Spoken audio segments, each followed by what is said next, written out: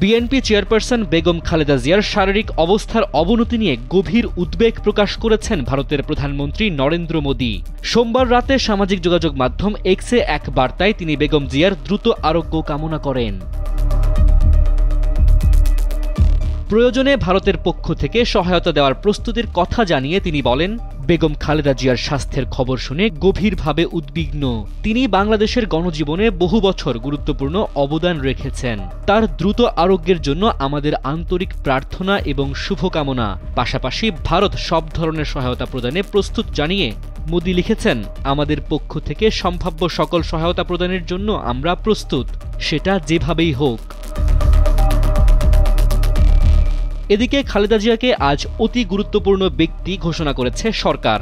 সাবেক প্রধানমন্ত্রীর জন্য স্পেশাল সিকিউরিটি ফোর্স SSF নিয়োগ দেয়া হবে বলে সরকারের পক্ষ থেকে জানানো হয়। বার্ধক্যজনিত নানা জটিলতায় গত কয়েকদিন থেকে রাজধানীর এভারকেয়ার হাসপাতালে চিকিৎসাধীন রয়েছেন BNP chairperson Begum Khaleda Zia. Desk report, সময়ের আলো।